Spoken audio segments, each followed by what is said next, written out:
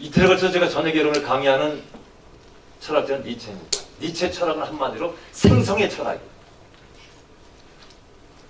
실천의 철학. 그 삶의 예술가가 되라. 크리에이터가 되라. 이것이 니체 철학의 핵심입니다. 그럼 우리 KCIS가 왜 인문학을 시작했느냐? 우리가 스탠캠프는 4차 산업시대에 IT와 BT를 중심으로 한 거대한 혁명적인 하이퍼 테크놀로지를 준비하는 그런 스템 교육입니다. 그럼 극대화된 초고도화된 테크놀로지 시대를 살아가는 우리 인간의 정신이 필요한데 그 인간의 정신, 사상, 그 사람을 움직이게 하는 심장을 뛰게 하는 생각, 정신이 필요한데 그것을 어디에서 얻을 수 있느냐? 그 인문학에서 얻을 수 있는 거예요. 고전 철학, 고전 문학에서. 그래서 먼데이 셔틀에 제가 설교를 바꿨어요. 인문학 설교로. 그렇죠? 카프카 변신도 제가 얘기했어요. 파우스트도 얘기하고. 도스토옙스키도 얘기하고.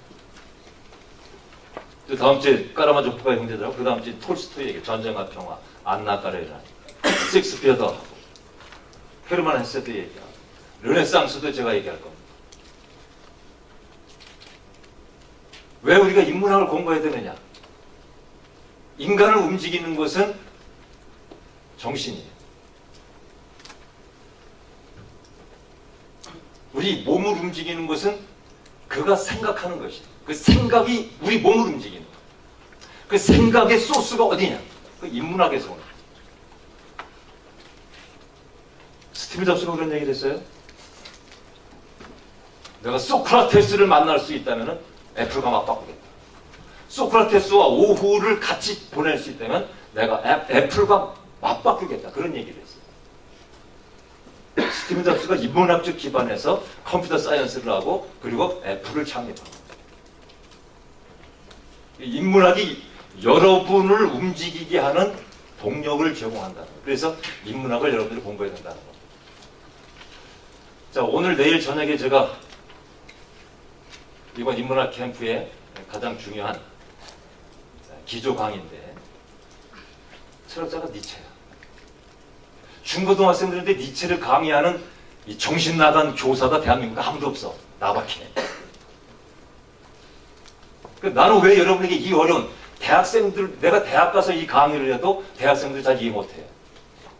이렇게 이 어려운 강의를 왜 내가 여러분들에게 하고 싶냐? 여러분들은 대한민국 최고니까. 믿습니까? 네. 박수.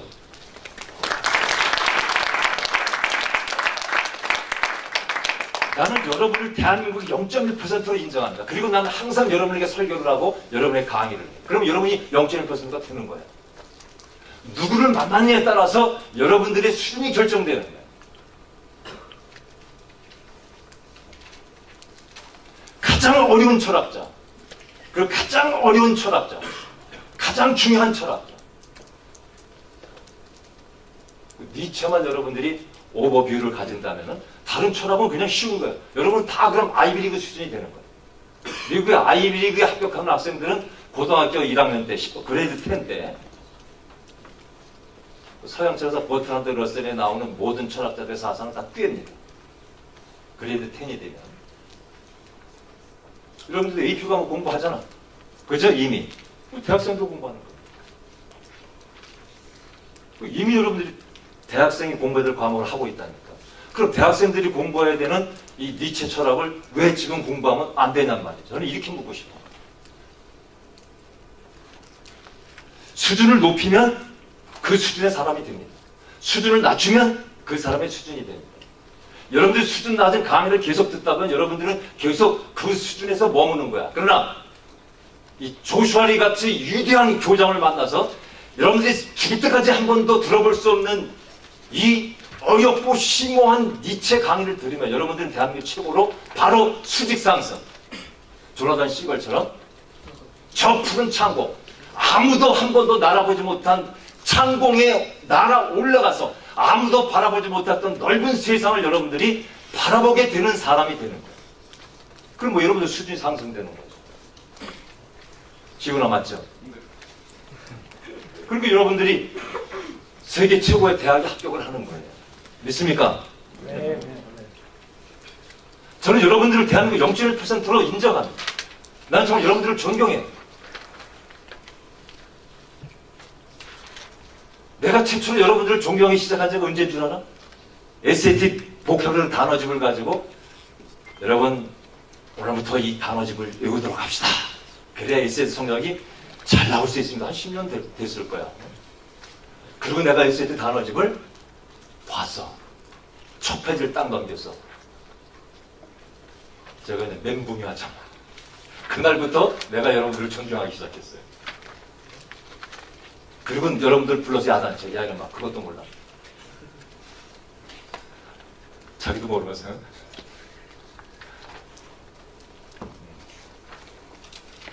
수준을 높이면 그런 수준이 높은 사람이 되는 거야. 한계를 한번 극복하면 한계를 넘어선 사람이 되는 거야. 그게 뭡니까? 그 초인이죠. 위버맨시, 오버맨, 슈퍼맨. 만화 영화적 개념으로 말하면 슈퍼맨. 니체는 초인 사상을 얘기합니다. 위버맨시. 여러분 다 초인이 돼야 돼. 범인들 삶아요. 라스콜리니코프는 스스로 초인이라고 생각했어요. 초인에게 모든 것이 가하다. 니체는 그건 아니에요. 자기를 극복하는 삶, 운명을 극복하는 삶.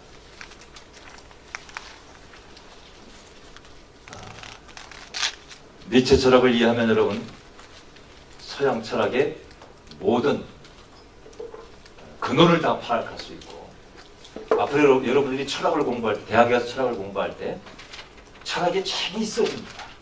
그 철학이 어렵고 머리 아프고 골치 아픈 게 아니라 여러분의 삶을 풍성하게 하고 대학생활을 더 즐겁게 하고, 이 고도화된 기술사회 속에서 슈퍼컴퓨터가 움직이게 하는 이 세상 한복판에서 여러분들이 인간다움을 유지하고 그리고 더 행복한 삶을 살 수 있어요. 그래서 오늘 내일 제가 니체 철학을 강의하고 우리 선생님들이 인문학 아주 중요한 강의들을 준비해서 강의를 할 겁니다. 집중해서 여러분들이 강의에 몰입하게 되면 여러분 수준이 현재보다 한 10단계는 상향 조정입니다. 여러분 지성의 한계를 높입시다. 따라서 합시다. 지성의 한계를 격파합시다. 지성인이 됩니다. 지성. 니체가 이렇게 저렇게 멋있게 잘생겼습니다.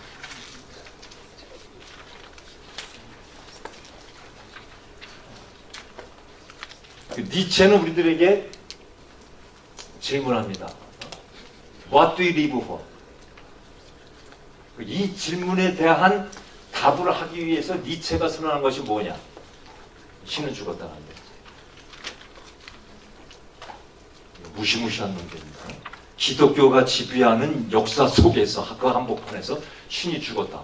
미치지 않고서 이런 얘기 할 수 없는 거예요. 19세기. 만약 12세기, 13세기, 14세기 그랬으면 바로 불태워져 죽는 거예요. 불에 태워서 그냥 화형식을 해서 죽어야 될 그런 무시무시한 발언을 했습니다. 이게 니체 철학의 동력이야. 그럼 이게 신이 죽었다는 니체 철학적 명제가 무엇을 의미하는 것이냐? 니체의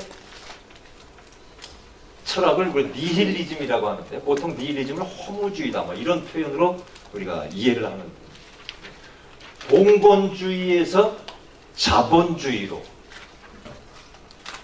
니체가 활동하던 시대 19세기에 그리고 신본주의 데어센트리즘 하나 모든 것이 교회를 중심으로 모든 것이 바이블을 중심으로 모든 것이 교회 도그마를 중심으로 이 역사가 흘러가고 있는 시대에서 휴머니즘으로 바뀌는 그 시대에 니체가 철학을 합니다.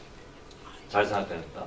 봉건주의는 뭐예요? 왕이 군주가 백성들을 억압하고 명령하고 그리고 사회 시스템을 만들고 그 시스템을 유지하던 시대에서 캐피탈리즘, 자본이, 돈이 그 사회의 중심이 되고 삶의 중심이 되는 신에서 인간에게도 왕에게서 백성들에게도 권력이 이양되는 시기에 니체 철학이 시작됐다. 그래서 이 시대적 전환점에서 니체가 얘기하는 것은 새로운 가치를 창조하라. 새로운 가치를 창조해야 된다. 그리고 허무주의를 극복해야 된다. 이것이 니힐리즘, 니체 철학의 중심 개념입니다. 자, 니체 철학을 우리가 망치를 든 철학, 니체를 이렇게 말해요. 니체를 망치의 철학, 다이너마이트의 철학, 이게 표현하는 거예요. 망치를 뭐 했어요? 망치는 부시는 거예요. 부시는 거예요. 니체는 망치를 들고 나는 철학을 하는 거예요. 망치를 들고 뭘 부시냐? 기존의 전통, 기존의 철학, 기존의 이론, 기존의 관념, 기존의 모든 시스템을 다 부수고 새로운 걸 하겠다. 그래서 니체가 위대하다는 거죠. 이 세상에서 성공하는 사람은 어떤 사람이 성공할까요? 농경사의 산업사회는 성실한 사람이 성공했어요. 밤잠 안 자고 일하는 사람이 성공했습니다. 아마 4차 산업시대 어떤 사람이 성공할까요? 밤잠 잘 자는 사람이 성공해요. 열심히 일하는 사람은 성공하지 못합니다. 어떤 사람이 성공해요? 열심히 일하면 성공 못해. 생각을 해야지.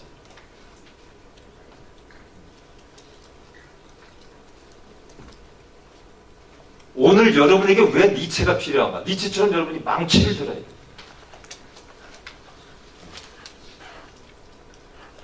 SAT 문제집에 답을 외운다고 여러분의 인생이 행복해지는 것이 아니라 망치를 들고 깨야 돼요. 여러분 4차 혁명 시대가 이미 시작했어요. 4차 산업시대. 가장 인기 있는 전공이 뭐라고요? 1위. 컴사요. 2위 뭐라고요? 2위? 컴공. 컴퓨터 인지니어링. 3위가 뭐예요? IT. 인포메이션 테크놀로지. 결국 1위, 2위, 3위가 다 컴퓨터 사이언스. 우리 시대 미국 가서 MBA 하잖아요. 다 오시라고 했어. 대기업에서. 아이고, 우리 회사 좀 오시라고. 비즈니스. 그 다음에 이거 뭐 스타, 애널리스트 이런 거죠. 펀드 매니저. 돈 잘 벌었어요. 여러분들이 활동을 해야 될 시대에 10년 후, 20년 후, 30년 후에는 그런 거 하면 다 돈 못 벌어요. 빨리 망치를 깨야 돼. 고정관념을 망치로 깨야 됩니다. 새로운 시대를 준비해야 돼.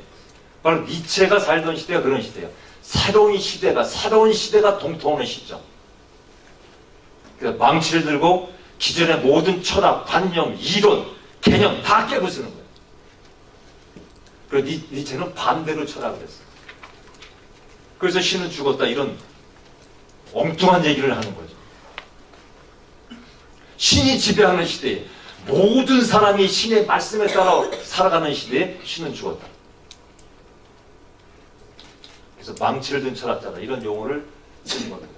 자, 내 말을 믿어라. 실존의 가장 커다란 결실과 향락을 수확하기 위한 비결은 다음과 같은 것이다. 뭐라고요? 위험하게 살아라. 이 니체가 오늘 여러분들에게 하는 말이에요. 위험하게 살아라. 편안하게 살라는 거죠. 그 위험하게 사는 것이 뭔가? 여러분들이 이번 인문학 캠프를 통해서 우리 문학 작품들을 공부하면서 그 스키를 타면서 한번 생각해봐요. 스키 타는 것도 똑같아. 위험하게 레벨을 높여야지 실력이 늘지. 애기들 타는 곳에서 1년 내내 타봐 실력 안 늘어요. 한 번은 도전을 해야 돼. 너무 도전하다 또 코 깨지는 경우도 있긴 하지만은 코가 깨져가면서 다리가 부러져가면서 실력이 향상돼요. 위험하게 살지 않으면 실력이 향상되지 않습니다.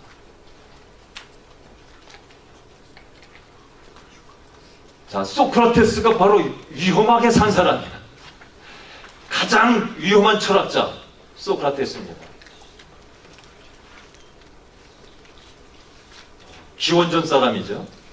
BC 5세기 사람. 소크라테스 마지막에 아테네 법정에서 사형 판결을 받았어요. 그런 독배를 마시고 죽었어요. 제목이 뭔지 알아요? 청년들의 영혼을 유혹한다. 청년들에게 자꾸 질문하는 걸 가르쳐. 질문하는 걸. 우리가 왜 살아야 되죠? 정의가 뭐죠? 자꾸 질문을 가르쳐. 그리고 기존 질서를 자꾸 흐트러뜨린다는 거죠. 그래서 청년들을 유혹했다.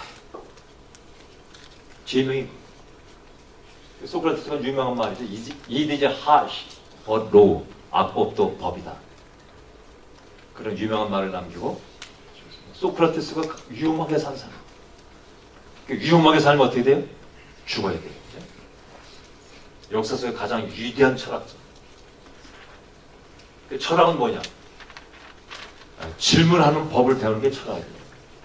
철학을 해서 답을 얻겠다고 생각하면 안 됩니다. 여러분 삶 속에서 야, 세상이 좀 왠지 좀 불합리한 것 같아. 왠지 좀 정의롭지 않은 것 같아. 악한 사람이 잘 되고 의로운 사람이 잘 안 돼. 착하게 살면 성공을 못하는 것 같아. 거기서부터 철학이 시작되는 거예요. 그럼 답이 있냐 철학을 하면 답 없어요.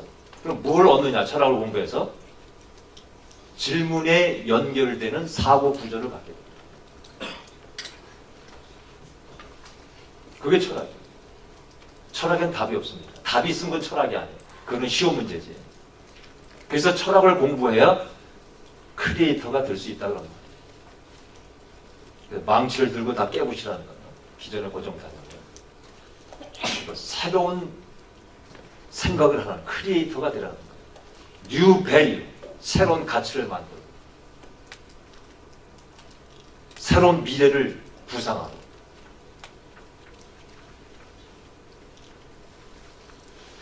자, 니체의 라이프 스토리를 설명을 하겠습니다. 니체는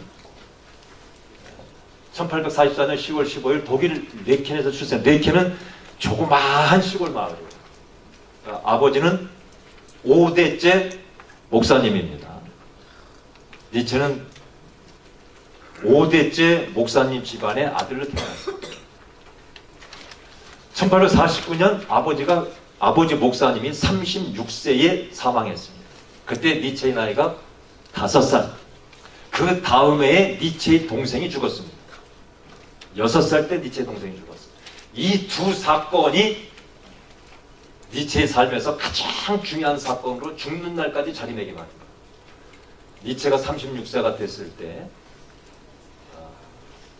내 삶 속에서, 내 두뇌 속에서 철학적 사유가 미쳐버리는 것 같아. 그런 얘기를 했어요. 36세 때 아버지가 죽었잖아. 그렇죠? 그렇게 아버지가 니체에게서 중요한 사람이었고, 이 세상에서 가장 존경하는 사람, 아버지. 신실한 시골 교회에 피아노로 직접 찬양을 연주하고, 그리고 성가대의 찬송 소리가 울려 퍼지는 가운데 태어났고 거기서 자랐던 니체입니다. 독실한 기독교 집안에서 1869년에 25살에 바젤 대학교 고전문학과 교수님이었는데, 지도교수가 니첼이었는데 아주 유명한 사람입니다. 니첼. 근데 니첼이 이런 말을 했어요. 내가 평생에 이와 같이 고전어와 고전문학을 이렇게 일찍이 터득하고 이렇게 잘 이해한 학생은 처음 본다. 그래서 학위도 없는데 교수를 임명을 했어요. 박사학위가 없이 교수가 임명된 사람. 10년간 바젤대학의 교수로 재직을 하고요. 그리고 두통, 위통, 뭘 먹으면 토해요. 하루 24시간 중에서 한 몇십 분 정도만 두통이 오고 두통이 계속되는. 왜? 어릴 때 아버지 사망과 그 다음에 동생의 사망으로 인한 충격 때문입니다. 그래서 니체의 철학을 고통 속에서 생성된 철학이다, 이런 용어를 씁니다. 정신이 잠깐 들었을 때 글을 써내려가는 것. 이게 니체 작품들이에요. 10년 동안 고통스럽게 교수직을 감당하다가 10년 만에 교수직을 사임합니다. 그리고 자유로운 사상가로 유럽 전역을 떠돌아다니는 휴양지로. 햇빛이 잘 쬐는 곳에. 그래서 프랑스 남부지방은 니스의 해수욕장이 있죠. 내가 지난해 한번 갔었는데 굉장히 따뜻하고 좋더라고요. 그런데 해변에서 햇볕이 좋은 지방에 가서 요양을 하면서 10년 동안 저술 활동을 합니다. 그리고 토리노에서 1889년 1월 3일 겨울이죠. 토리노에서 발작을 일으켜서 미쳤다는 얘기 쉬운 얘기. 그 광인이 되는데 10년 동안 이 광기로 인해서 정상적인 삶을 살지 못하고 어머니와 누이 동생의 돌봄을 받다가 10년에 죽습니다. 바젤대 교수 10년, 자유로운 사상가로 10년 저술 활동을 하고, 그리고 1889년 1월 3일 토리노에서 미치기 직전에 주옥 같은 작품들, 역사를 바꾼 작품들을 쏟아냅니다. 그리고는 미친 거죠. 그 1년, 그 광기가 시작되기 1년 전에 가장 황금 같은 저술들을 쏟아냈다는 거죠. 마지막 모든 열정을 다 기울여서. 그래서 니체 철학은 뭐야? 고통 속에 피어난 꽃이라는 거예요. 도스토옙스키 설명하다 그런 얘기했죠. 10일의 유영지에서 그 고통 속에서 도스토옙스키의 휴머니즘이 탄생했다. 고통 속에서 구원에 이르는 길을 갈구하기 시작했다. 고통 속에서 인간 내면의 갈망과 열망을 들여다보기 시작했다. 그래서 도스토옙스키의 작품은 인간의 시면, 내면의 그 갈등과 욕망과 그리고 구원을 향한 그 과정들이 섬세하게 그려져 있어서 도스토옙스키 문학을 세계 최고의 문학으로 인정한 거 아닙니까? 니체의 철학이 바로 그런 거죠. 토리노에서 발작할 때 유명한 사건이에요. 추운 겨울에 창문 밖으로 광장을 보고 있는데, 근데 토리노의 광장에 뭐 7인승, 8인승 말마차가 다닐 때입니다. 피아트 공장이 있는 곳이 토리노인데, 그때는 자동차가 있는 시절인데 마차가 다니는 시절이에요. 마부가 창문에 가서 광장을 바라보고 있는데, 니체가 마부가 말을 사정없이 채찍으로 후려치는 걸 보고 니체가 맨발로 뛰어나가서 말을 끌어안고 그리고는 통곡하고 그 순간에 미쳐버렸어요. 10년 동안 깨어나지 못했어요. 그리고 죽었어요. 그래서 광기의 철학자. 극적이잖아요. 그지? 드라마틱하고 다이나믹하고. 니체는 이렇게 이 버닝 패션, 막 불꽃처럼 타오르는 삶을 살다가 불꽃처럼 사라져버린 철학자예요. 짧은 생애를 마쳤죠. 게테는 83세 살았어요. 다른 사람도 2배로 오래 살았어요. 이렇게 짧은 생애를 불타오르는 열정으로 살다가 간 사람. 마지막 10년은 이 광기 때문에 미쳐서 정상적인 삶을 아예 못 살았어요.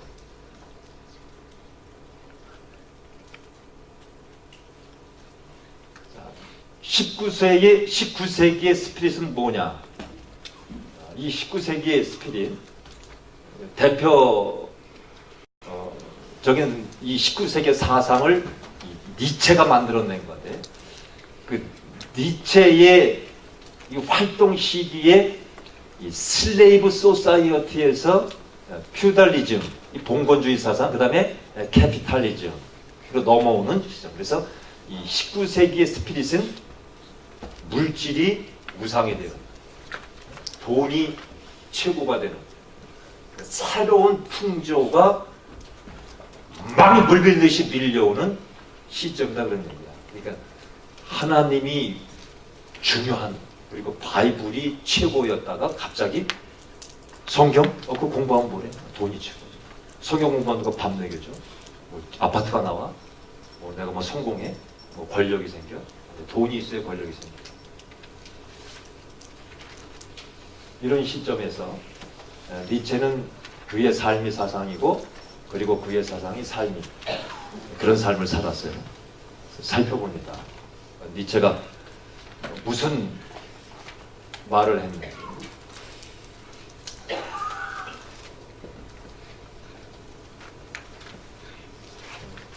마지막에 빨간 단어. 나는 누구라고요? 나는 다이나마이트다. 예수님은 뭐라 그랬어요?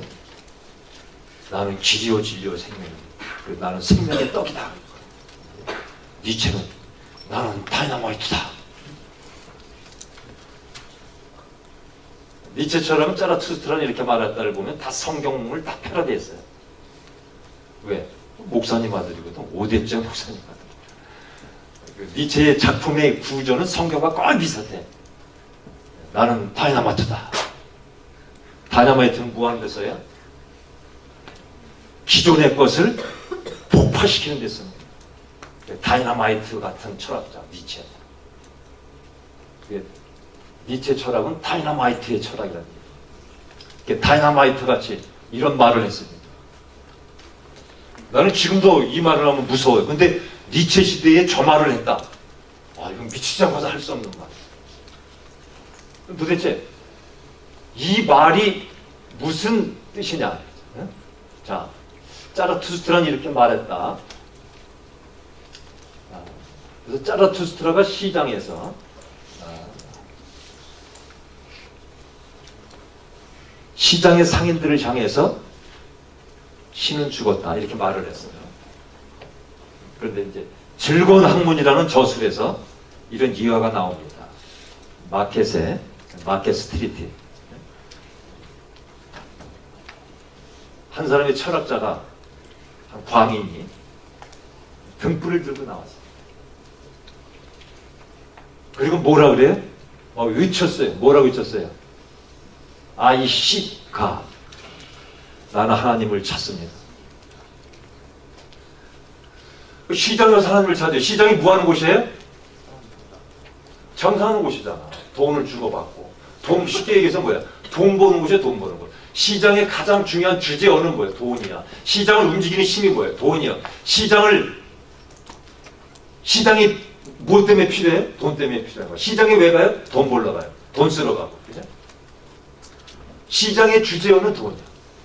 근데 그 시장에서 사람들이 돈에 지금 철하는데 돈만 주고받고 돈 벌기 위해서 지금 아우성치고 눈이 시뻘게도 살고 있는 그 시장에 가서 이 철학자는 누구를 찾고 있어요? 하나님을 찾고 있다니까. 이게 니체야. 그런데 거기서 하나님이 있어요, 없어요? 시장에 돈이 있지 하나님이 어디 있어요? 그리고 시장에 신이 있어요, 없어요? 신이 없잖아. 그러니까 신은 죽었지. 누가 신을 죽였어요? 시장에 있는 사람들이 신을 죽인 거잖아. 니체가 죽였어요? 니체가 신은 죽었다고 말한 것이 아니라 여러분들이 이미 신이 죽은 삶을 살고 있어서 니체는 뭐예요? 광인으로 등불을 들고 신을 찾아다니는 거예요. 나는 신을 찾으라. 누구 하나님을 본 사람이 있어요? 누가 갓을 본 사람이 있어요? 찾아다니는 거예요. 근데 시장에서 신을 찾을 수가 있어요? 시장은 물건을 찾을 수 있고 돈을 벌 수 있는 곳이지. 이게 우리의 삶을 얘기하는 겁니다. 즐거운 학문에서 니체는 짜라투스트라는 이렇게 말해요. 짜라투스트가 시장에 가서 얘기해요. 너희가 신을 죽였다.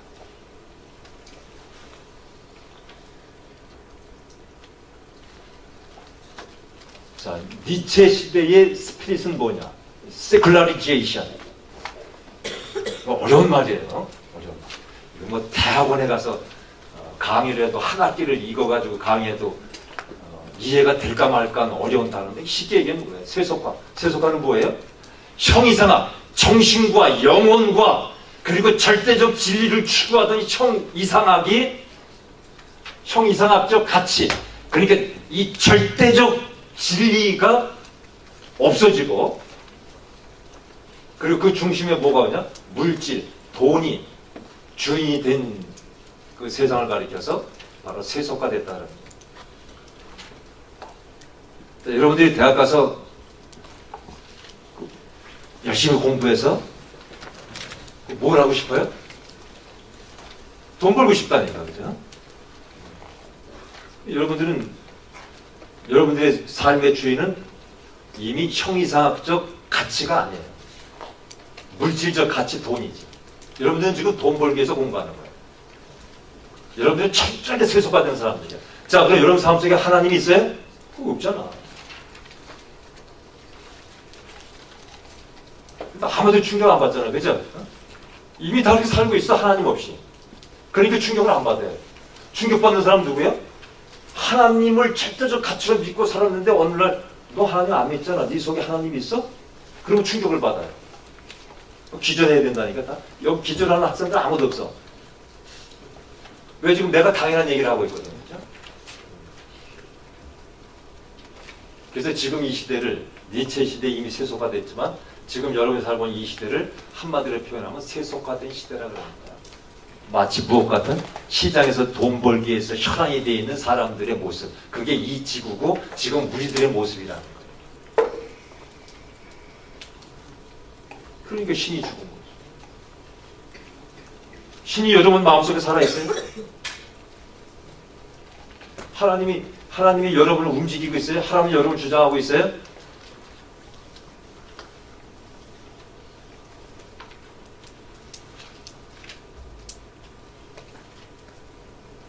악마는 프라다를 입는다. 이게 여러분이 잘 모를 거야. 우리 시대에 나온 말인데 여러분 너무 어려가지고 이 얘기의 뜻은 뭐냐면은 악마가 프라다를 입었어요. 누가 입었어요? 근데 사람들은 악마가 프라다를 입었냐, 천사가 프라다를 입었냐는 관심이 없고 무엇에 관심이 있어요? 프라다를 입었다는 게 관심이 있다는 거예요. 이게 세속화라는 거예요. 자, 저 사람의 인격이 어떠냐? 저 사람이 무엇을 위해 살고 있냐? 거기에 관심 있는 게 아니라 저 사람이 입은 옷이 얼마짜리고 저 사람이 신는 신발이 얼마짜리고 저 사람이 살고 있는 집이 몇 평짜리고 저 사람이 타고 다니는 자동차가 얼마짜리냐? 거기에만 관심이 있다는 거야. 그 사람이 악마인지 천사인지는 관심이 아예 없다는 거야. 이게 세속화됐다는 거야. 자, 신이 있어요, 없어요? 야, 하나님 없잖아.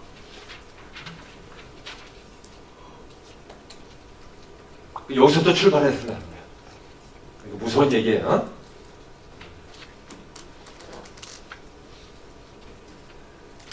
내가 악마인지 천사인지 이게 고민이 돼야 되는데 사람들이 더 이상 내가 악마인지 천사인지는 관심이 없는 거야. 내가 악마가 되어가면 밤잠을 자지 못하고 내가 회개하고 정말 자복하고 해야 되는데 아무 고민이 없어. 그냥 오직 내 관심은 뭐야? 프라다를 입고 싶은 거야. 이게 니체 시대의 사람들의 삶의 모습이었다는 거죠. 우리가 살고 있는 이 시대에 이런 모습입니다. 우리가 꿈꾸는 것, 프라다를 입고 싶은 거예요. 이걸 우리가 분명하게 인식을 해야 된다는 겁니다.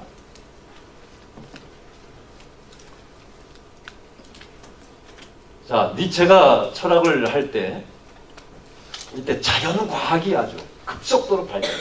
여러분이 잘 아는 아이작 뉴턴, 그 다음에 찰스 다윈. 뉴턴이 만유인력 발견했잖아요. 그죠? 만유인력을 발견했다는 것은 뭘 의미해요? 지구가 평평하다, 둥글다. 지구가 둥글다는 거예요. 그전에는 평평했어요.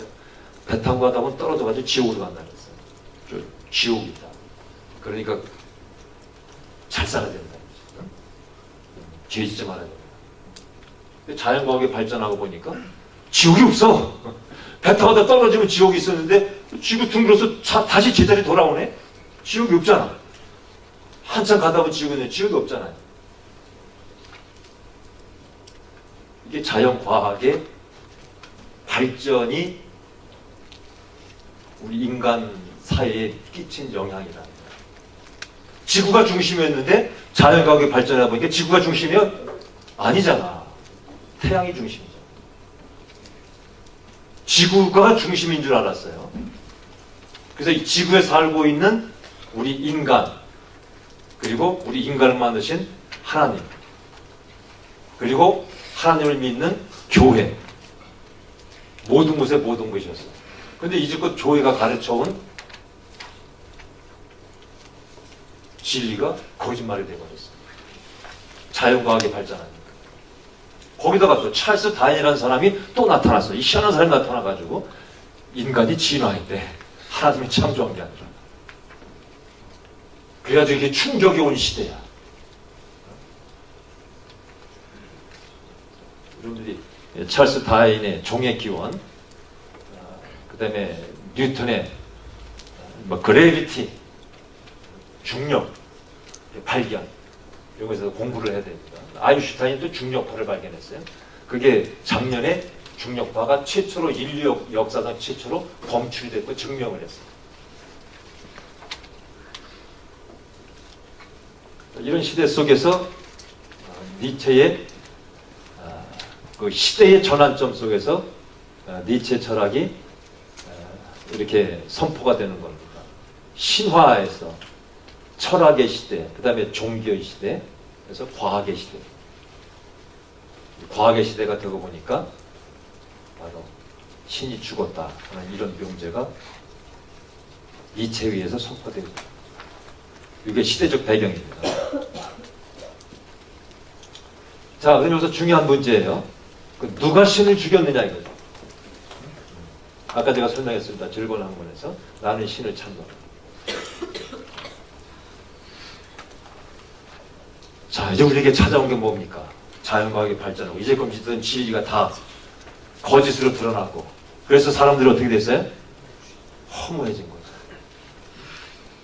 목숨보다 더 귀하게 여겼던 절대적 진리가 없어져 버렸어요. 변할 수 없는 진리 없어져 버렸어요. 목숨보다 더 중요하게 생각했던 절대적 가치를 가진 진리가 없어져 버렸어요.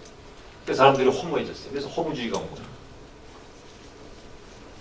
이 허무주의 시대에 허무주의를 극복하기 위해서 니체가 철학을 합니다. 어떻게 하면 이 허무한 시대에서 이 허무를 극복할 수 있는가? 이제껏 믿어왔던 절대적 가치가 다 부서져 버렸어요.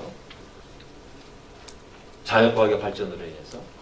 근데 이런 시대에 우리가 어떻게 우리가 이 허무함을 극복하고 살아갈 수 있는가? 니체 철학이 바로 그게 중요해요.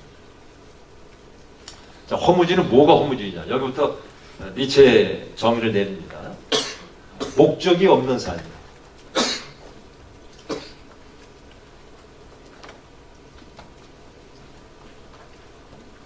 여러분 왜 삽니까? 물어보면 목적이 있으면 허무주의를 극복한 사람이고, 목적이 없는 사람은 아직도 이 허무주의 속에 사는 거야. 자, 첫 번째는 물어봐. 너 왜 사냐고. 그리고 대답해. 진지하게 얘기해. 시간만 오늘 내가 오늘 밤새도록 할 거야. 그리고 시간 걱정하지 말고 얘기해요. 두 가지 물어봐. 너 사는 목적이 뭐냐? 너 왜 사냐? 진짜 물어봐. 그 답변을 하고 바꿔서 물어봐. 바꿔서.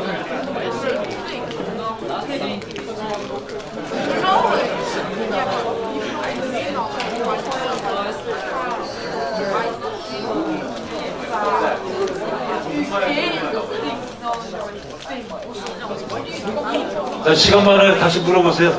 답을 안 하면 대답할 때까지 물어봐.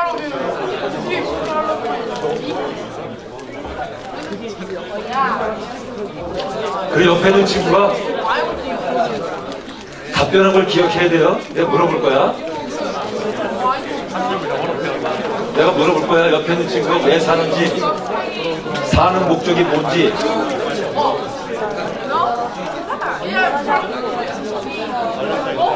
자, what do you live for? 질문해. What do you live for? What's your purpose in your life? 두 가지 질문을 하세요. What's your purpose? What's your destiny in your life? What do you live for? 두 가지 질문을 하세요. 그 답변하십시오.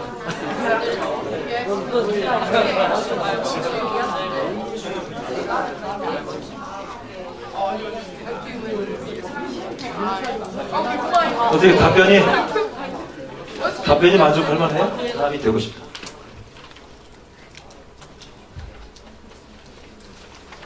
학교가 우리 KCIS는 참 좋은 학교입니다. 그래서 여러분들이 내 인생의 목적이 뭐냐? 너는 왜 사냐? 라는 이 어려운 질문에 답변을 할 수 있도록 학교가 여러분을 이미 교육을 다 했어. UN 밀레니엄 보고서 교육 했어요, 안 했어요? 벌써 다 잊어버렸지? 여러분은 다 무의식 속에 다 있어요. 근데 갑자기 물어보면 아 그걸 대답해야 되나? 이걸 잘 몰라서 그래. 왜? 여러분들은 너무 순수해서. 근데 그걸 대답하면 돼.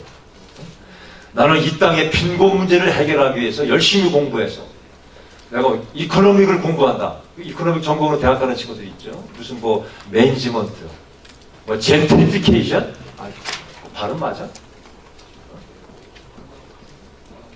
무슨 케이션이 있었잖아. 전공.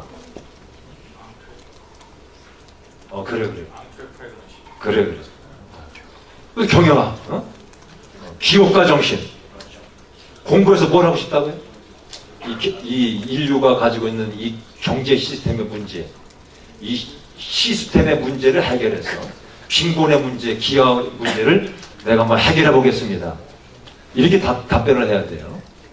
나는 내가 환경공학을 공부하고 내가 뭐 컴퓨터 사이언스를 공부하든지 무슨 뭘 공부하든지 공부를 해서 나는 환경 문제를 좀 해결하겠습니다.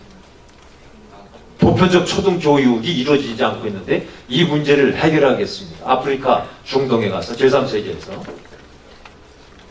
산모 문제, 영아 사망 문제, 약이 없고 의료시설이 너무 없어서. 자, 이해했어요?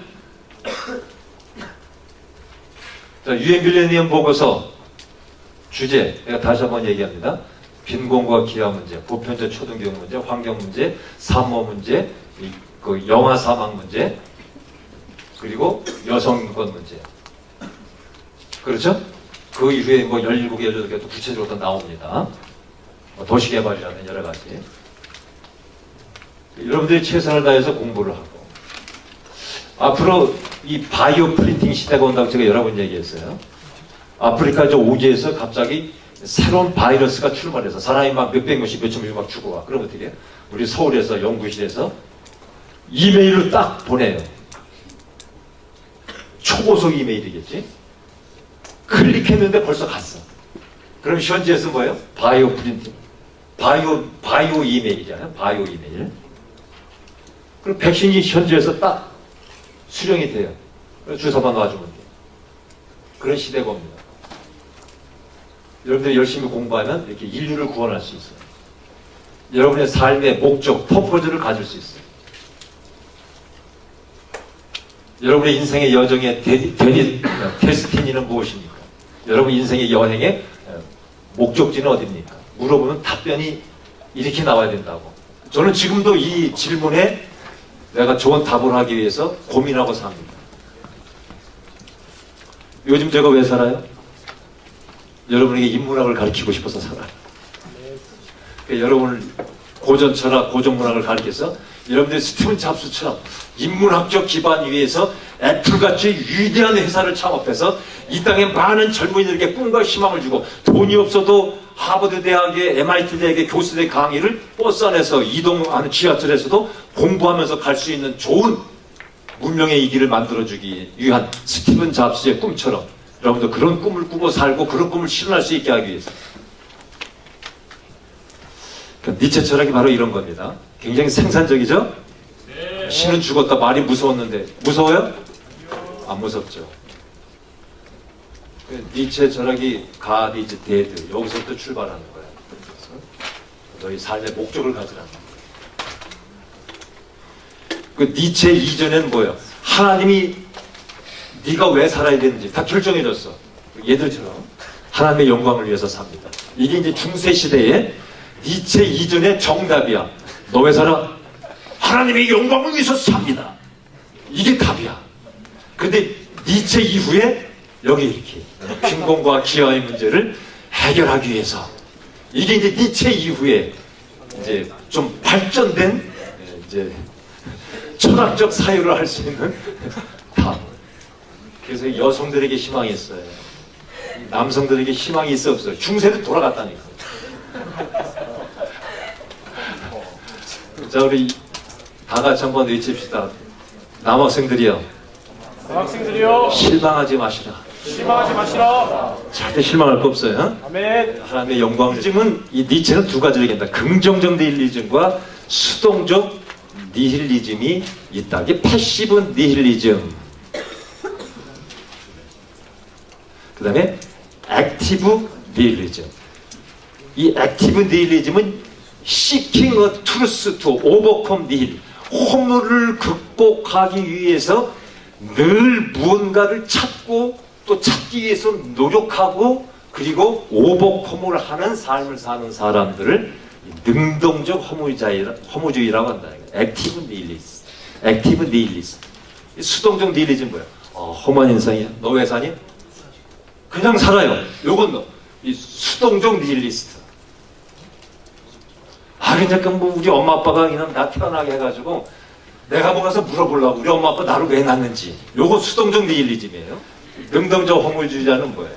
허물을 극복하고 비록 내 삶이 가난하고 처치하고 보잘것없지만 그러나 하나님께서 나를 이 세상에 보내신 것에 목적을 분명히 찾고 이 고난스러운 환경, 어려운 환경을 극복하고 그리고 처절한 노력을 통해서 하나님이 나를 이 세상에 보내신 그 하나님의 목적을 이루기 위해서 구체적으로 공부하고 스텝 바이 스텝으로 성취해 나가고 그래서 이 세상을 섬기는 사람이 되는 거예요. 오버컴.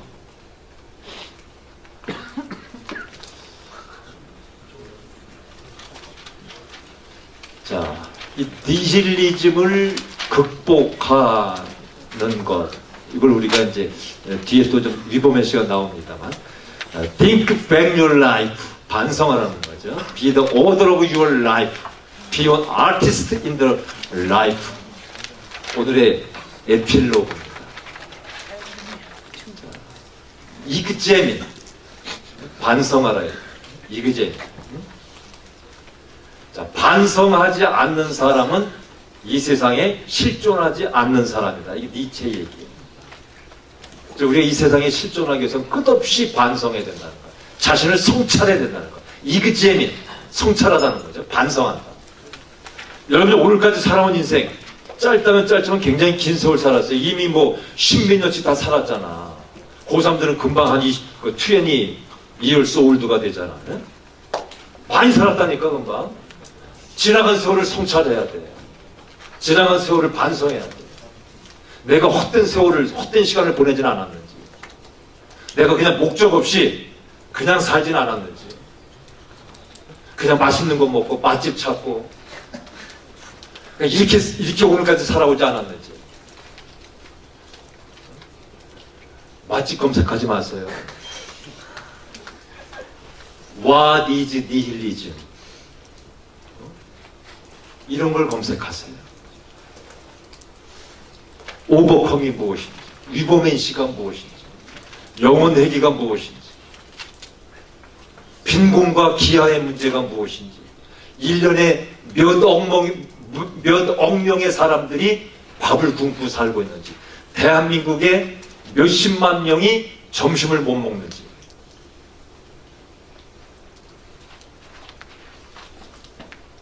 이런 걸 좀 질문하면서 하려고. 맛집 검색하지 마시고 디지털 소스를 찾는 작업이 이제는 4차 산업시대의 학문의 메솔로지입니다. 앞으로는 우리 학교 교과서도 이제 이 페이퍼 텍스트북에서 디지털 텍스트북으로 바뀔 거예요.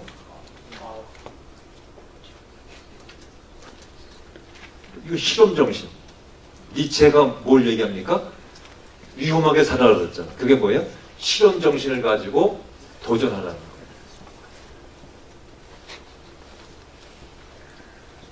자, 이미 발전된 나라에서는 디지털 소스로 바꿨어요. 학교가 종이책이 없어요.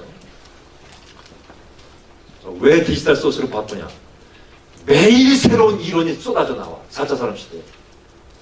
농경사회와 산업혁명 시대에는 한 30년 동안 진리가 안 바뀌어. 그죠? 농경사회 때는 100년, 1000년 동안 1000년, 예수님 오시고 1000년 될 때까지 진리가 안 바뀌었어. 그죠? 산업혁명 시대에 전기기관이 발명되고 방적기가 발명된 이후에 30년 단어로 one generation, 30년 단위로 진리가 바뀌었어요. 지금은 진리가 1시간 만에 바뀔 수도 있어요. 끝없이 탐구해야 돼. 그러니까 종이책은 뭐예요? 인쇄하고 뭐하고 최소한 1년 이상 걸린다니까. 이미 진리가 아닌, 그리고 쓸모없는 지식.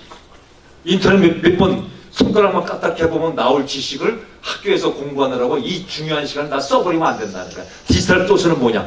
이 급변하고 오픈 소스잖아요. 이제는 비밀이 없어요. IoT 시대라. 일생을 걸려 연구해서 새로운 진리를 깨달았어. 그럼 이게 오픈 소스로 제공된다. 그럼 그 오픈 소스를 어떻게 찾아요? 텍스트북이 있어요? 종이 텍스트북이 있어요? 없잖아. 어디에 있어요? 디지털 소스를 검색해야지. 그래서 앞으로는 교과서를 디지털 소스로 대체한단 말이죠. 제가 지금 그거 준비하고 있어요. 우리 학교 교과서를 디지털 소스로 바꾸기 위해서. 1회 4차 전업시대에 맞는 삶을 살아가게 되는 거야. 이게 니체 철학이에요. 응? 이게 니체 철학이라니까. 망치를 다 깨부수라 이거야. 그리고 위험하게 살아라는 거야. 실현 정신을 가지고 살아라. 새롭게 도전하라는 거야. 새로운 것을 실험하라는 거야. 니체는 위험하게 살라 그랬어요. 평생 고통 속에서 그가 한 말, 위험하게 살아라. 안주하지 말라. 너 허리뼈 부러졌어? 내 허리뼈 엑스레이 찍은 구멍이 이만한 게 뚫렸어요. 4번, 5번 여주에. 원장님들이 엑스레이 찍으면 꼭 그래. 복싱, 다시 레슬링 하시면 주짓수, 아유 미쳤어요. 큰일 나. 척추가 망가진다는 거야. 몸의 중심이 뒤틀린다는 거야. 내가 운동을 하면. 그러니까 걷는 운동만 해야 된다는 거야. 걷는 운동에는 아무것도 하면 안 된다는 거야. 근데 레그 플랫을 20개짜리 12개 놓고 내가 레그 플랫을 밀어요. 어? 제가 하나도 못했어. 할 수 있다. 도전하고 또 도전하고. 허리 아프면 주사 3방씩 맞아야 가. 스테로이드 주사. 신경 차단수라는 거였어. 보통 사람 한 방만 딱 맞으면 나요.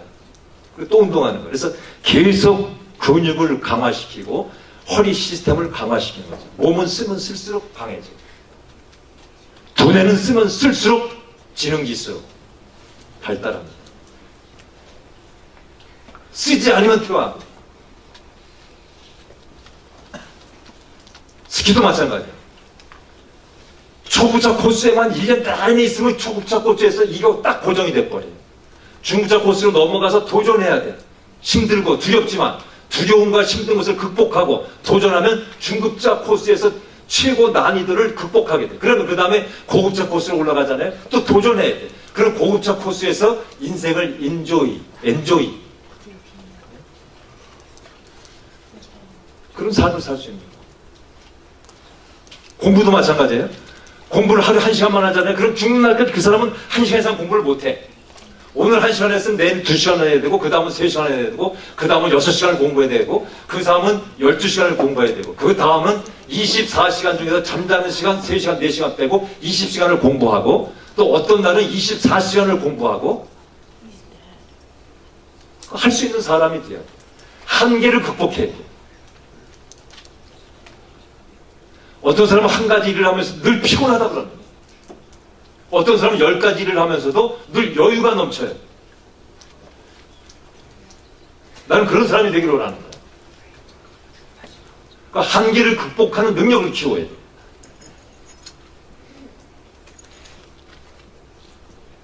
글로벌 시대의 글로벌 0.1%가 되기 위해서 여러분은 끝없이 실험하고 끝없이 도전하고 끝없이 모험하고 호모의 오디세이와 일리아드에 나오는 주인공처럼 끝없이 미지의 세계를 향해서 나아가고 싸워서 이기고 새로운 목표를 설정하고 목표를 정해 도전하고 나아가고 이런 삶을 살아야 돼요. 그것이 니체 철학의 정신입니다. 그것이 뭐예요? Be an artist in the life, in your life. 너의 삶 속에서 아티스트가 되어 삶의 예술가가 되어라. Be the author of your life. 너의 삶에 내가 주인이 되어라. 내가 내 인생의 작가가 되고 주인이 되어라.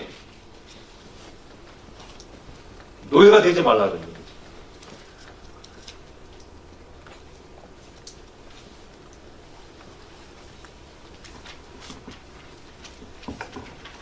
제 2막이 또 시작되네.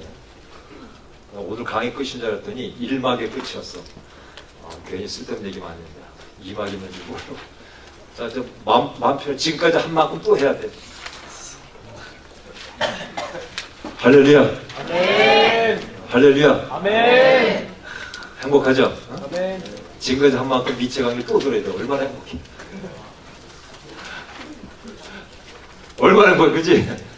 얼마나 즐거워.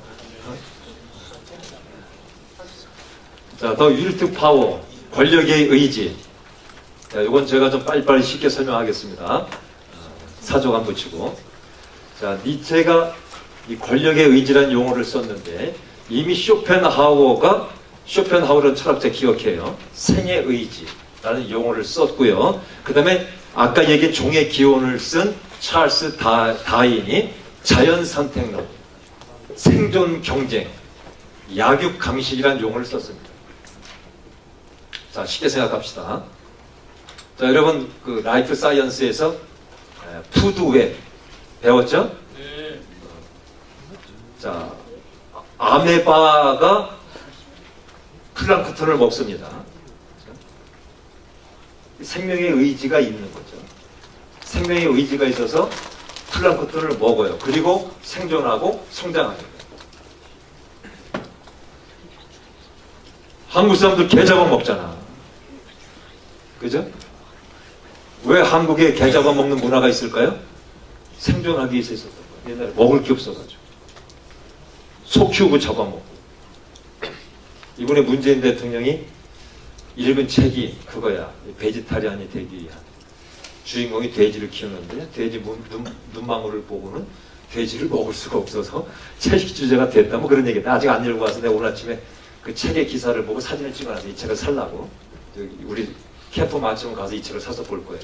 문재인 대통령이 이번 설 연휴 때 그걸 읽었대. 자, 여러분, 올해 돼지해입니다. 원마운트 가면 돼지, 애기 돼지들이 몇 마리 뛰어다니더라고. 그래서 그 돼지 보고, 나 앞으로 돼지고기 못 먹겠는데. 근데 오늘 점심에 돼지고기 먹었어. 돼지 제육, 뭐, 쌈 싸먹는 거. 먹고 나서, 이거 먹으면 안 되는 것도 먹었네. 실수했는데. 저녁에 소고기 백반 먹었어. 이거 또 실수했는데. 이게 뭐예요? 생존의 의지, 쇼펜하우의 생의 의지. 우리가 존재하기 위해서는 먹어야 돼요. 그래서 베지타리안이 되기 이렇게 어려운 거야. 그래서 난 앞으로 베지타리안이 되어보려고 좀 노력하려고 그래요. 올해는 내가 좀 베지타리안이 되기 위한 노력을 한번 해보려고. 생애 처음으로. 우리 시대는 하도 못 먹고 살아가지고 그냥 먹는 건 없어서 못 먹고 앉아서 못 먹고 그래가지고 뭐 닥친 대로 먹거든요. 근데 나도 이제 살만해졌잖아, 그지? 그러니까 뭐예요? 고급 뭐 식문화를 좀 나도 좀 훈련해야 돼. 고급 식문화는 뭐야?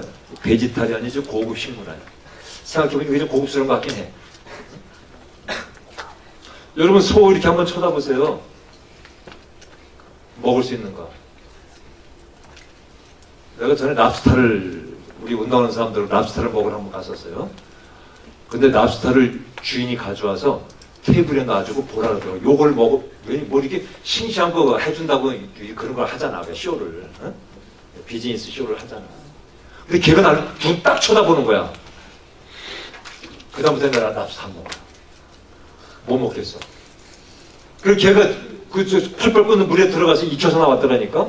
내가 못 먹었어. 그냥 다른 거 먹고 왔어요.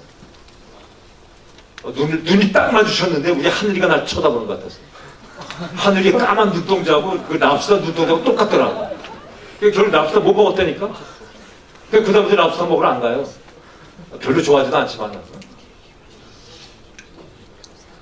내가 우리 별이 하늘이 먹을 수 있어요?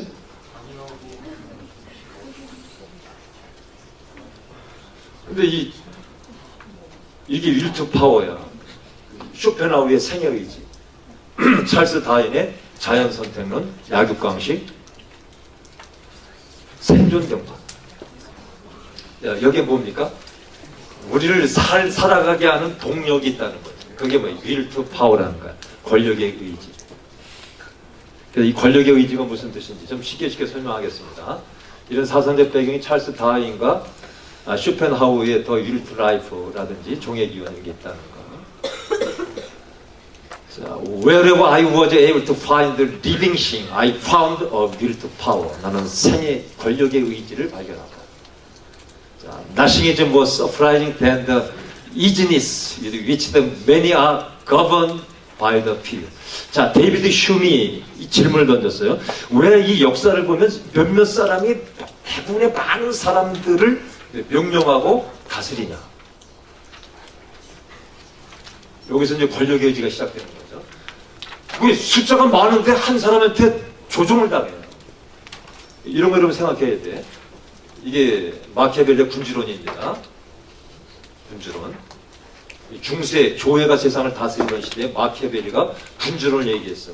왜 한 사람의 소수에 의해서 세상이 지배를 당하느냐? 그래가지고 교황청이 이 악마의 책이다. 마키아벨리 군주를 다 펴버렸어요. 생각해봐요. 교회가 세상을 다스려야 되는데 왜 몇몇 사람이 세상을 다스려야 되느냐? 질문을 제기했잖아.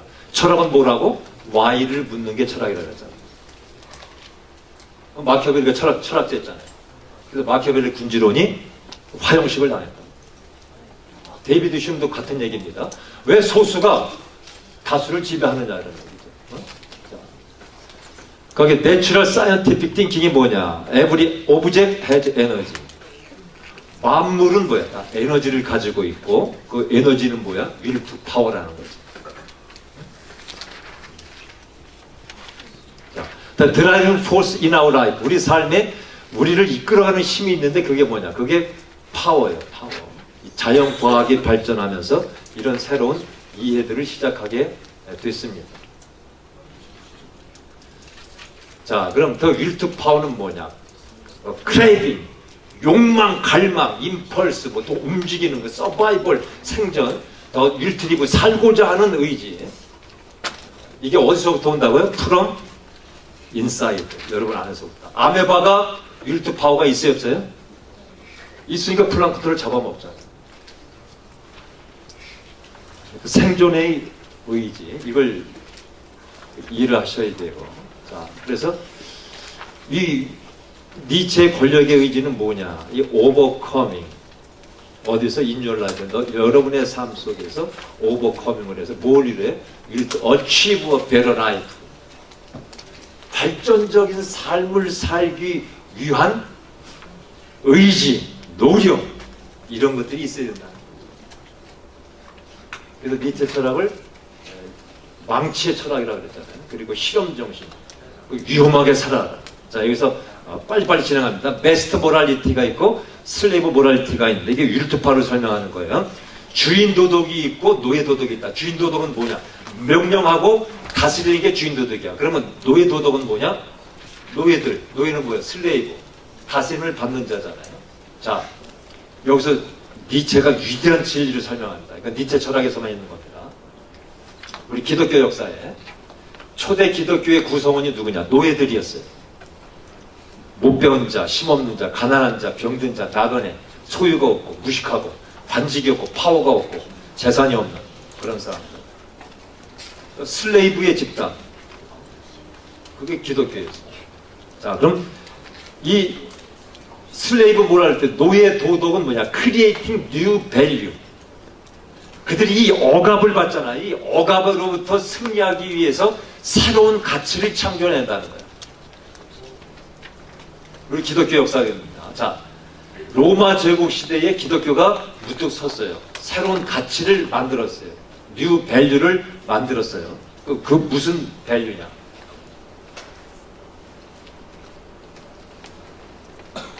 복수를 하는 것이 정입니다. 자, 우리 기독교는 복수를 하라 그랬어요? 하지 말라 그랬어요? 자, 원수를 갚는 것이 정이었어요. 자, 성경은 뭐라 그래요? 원수를 갚지 말라. 오히려 뭐라 해요? 원수를 축복하라. 내 이웃을 사랑하라. 이게 Love your neighbor as yourself. 너 자신을 사랑하는 것처럼 너의 이웃을 사랑하라. 이게 슬레이브 모랄리티예요. 새로운 도덕적인 혁명이죠. 굉장히 중요한 얘기입니다. 자, 여기에서 11 레볼루션이 나오는 겁니다. 그러니까 군주는 메스터 모랄리티를 가지고 있잖아요. 명령하고 억압하고 다스리는 거죠. 그럼 이 억압을 받는 대다수의 모든 사람들은 자기도 생존하기 위한 뉴 밸류를 만든단 말이에요. 새로운 가치를 만들어요. 그게 뭐예요? 만민 평등 사상이니까요. 불란서 시민 대혁명, 불란서 대혁명을 통해서 만인은 평등하다. 이런 새로운 진리가 탄생하게 된 겁니다. 이게 다 윌 투 파워라는 거죠. 권력의 의지. 자, 휴먼 라이츠가 어떻게 생겼냐? 바로 이 슬레이브 모랄리티, 윌 투 파워, 권력의 의지를 통해서 휴먼 라이트가 생긴 것다.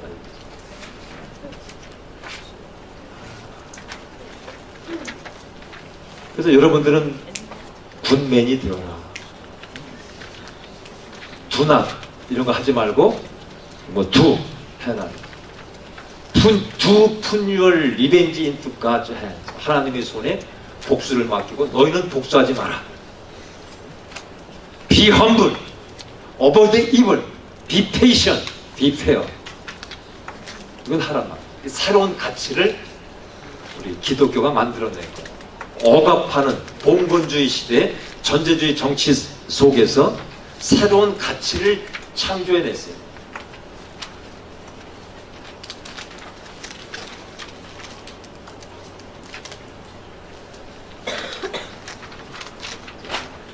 Life is the will to power. If we want to be free, 그렇다면 get the power to be free. 새로운 파워를 여러분들이 가져야 될 것입니다. 자, 그러면 이 파워의 오리진은 뭐냐? 이 단어, 다이나미스가 다이나믹이 되고 에네르기아가 에너지가 되는 겁니다.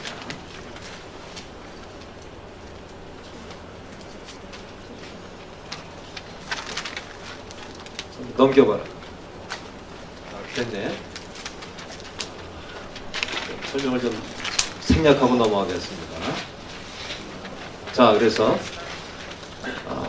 Who has the most power in the world? The one, 어떤 사람? Can love everybody. 가장 힘 있는 사람이 누굴까요? 더 많은 사람을 사랑하는 사람이 힘 있는 사람이 되는 거죠.